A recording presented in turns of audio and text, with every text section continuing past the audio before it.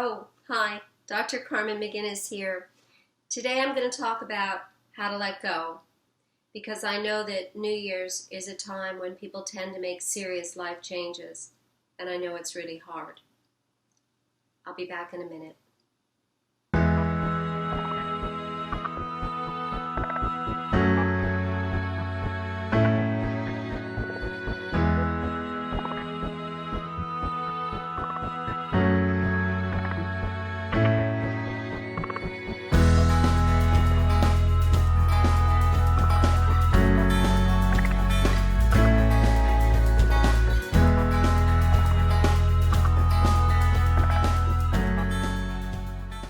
Hello and welcome back.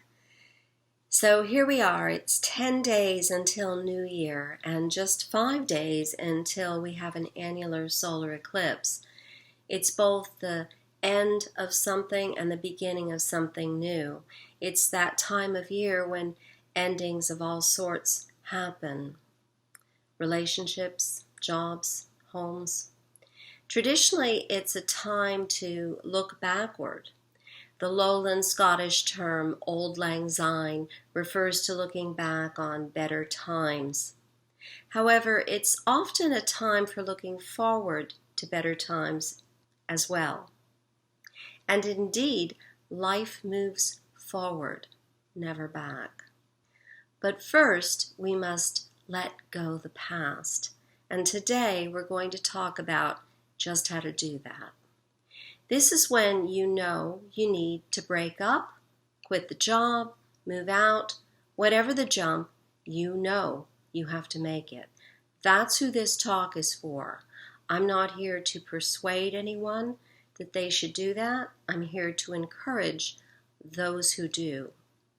And sometimes letting go is two-part, like quitting your job and then starting a new degree or business or another job, or selling a home and moving across the country or to another country. So these are not small things that I'm talking about here today. These are major life changes. And again, I'm speaking to those who know that it's time, but aren't quite sure how. It would be wrong of me to jump into this talk without at least a very brief mention of not just what to let go of, but also when to. Sure, there are the obvious things, the signs. Your spouse cheated on you, your employer gave the promotion that you deserved to the new guy that just started a month ago, or they're building a highway over your home. Sure, you're gonna make the jump now, right? But it's important to give space to the more subtle things too. Your relationship doesn't fulfill you anymore, and you want to make space for the possibility of new love. Or you're bored with your job and thinking of a career change more aligned with your life purpose. Or you want to live by the sea, or up a mountain, or in the city, or just travel. Whatever calls you to come, it's every bit as important as those things that scream at you to go. And often the scream to go only comes after you ignore the call to move on. Maybe it's the universe slapping you in the face after tapping you on the shoulder for 10 years didn't work. So, how to do it? When you hear your soul speak, how do you let go and move on? I have 7 steps for you. You can consider them steps. Sometimes they might not happen in this exact sequence, so you can also consider them to be just pieces of advice. The first step, as I mentioned, is to see the light. You don't have to see where you're headed necessarily, but rather just see clearly that this is not where you wish to be. Seeing the light involves the whole picture, not just those pieces, including you walking away. So know that it's time to go. And the second piece of advice or step is to put yourself first. Self-love is the foundation of all love that follows. It's not that you're leaving a good person or a great mom or a steady job. It's that you're leaving a situation that doesn't give you joy. And perhaps it did for a while, but if it no longer does, it's time to go. The next piece of advice is to create boundaries. Often when I help clients through a transition such as this, it's the first time that they've actually had boundaries in their lives. And indeed, boundaries are often talked about as important to continuing a relationship.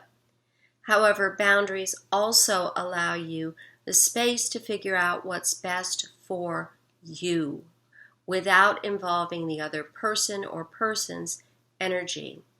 And I know you've heard this before. When you do what's best for you, what's best for everyone else will fall into place. The next step is to be willing to accept negative affect. This may be your own sorrow over having to let go, or the sadness or disapproval of others, which almost certainly will follow. The willingness to accept negative affect is one of the most important tools that you can have in your emotional toolbox. And I spoke quite a bit about it last Sunday, and I'll put a link here to that talk. Bottom line, you won't feel happy to walk out the door that's held you captive for so long, but that will pass. And others will likely judge you poorly for it, but they don't walk in your shoes. You must live your life. And that takes us to the next step. Let go of the one and only mentality. The idea that we have one job, one partner, one life plan, one home, these all came out of the Middle Ages and have been perpetuated throughout history since, from societies that held us captive. Today, we understand that people grow and evolve, and we understand that the only limits that we have are those that we place upon ourselves. A more contemporary permutation of the one and only mentality is the idea of a soulmate. We hear it talked about in popular society, we hear it on YouTube, we hear it on television. And yes, there are people that have been married for a very long time or been in one job. And indeed, you yourself may have had good times, very good times. But the reality is that Camelot can be rebuilt. Those good times can happen again. You can feel joy again. The next step is to embrace the idea that every ending is a new beginning. Hear your future call. Listen. And when you hear it, don't shut it out. Don't push it away, and don't put it off. Walk toward the call. And the last step, you don't have to know what's next.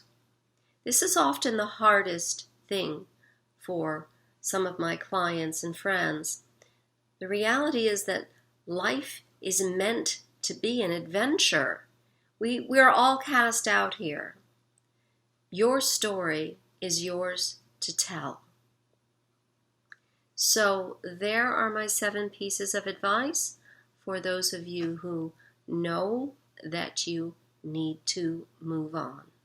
I hope this has been helpful, and I look forward to seeing you this Wednesday for my midweek sneak peek as to what we'll be talking about next week. I'll see you then.